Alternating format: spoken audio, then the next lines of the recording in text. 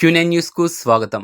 నిజామాబాద్ జిల్లా కేంద్రంలో గల వ్యవసాయ మార్కెట్ యార్డులో శనివారం ఉద్రిక్తత వాతావరణం నెలకొంది. యార్డులోని కార్మికులు పసుపు దొంగతనం చేస్తున్నారు అని ఆరోపణ చేస్తున్నారని కార్మికులు మార్కెట్ యార్డు సిబ్బందిపై ఆగ్రహం వ్యక్తం చేశారు.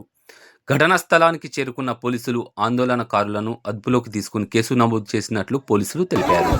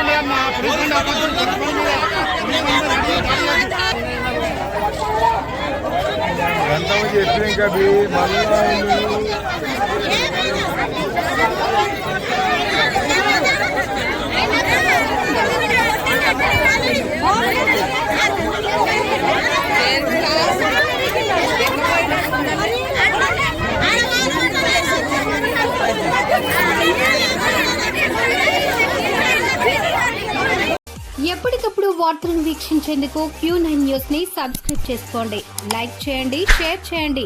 విలువైన సమాచారాన్ని ముందుగా మీరే తెలుసుకునేందుకు బెల్ బటన్ ని క్లిక్ చేయండి.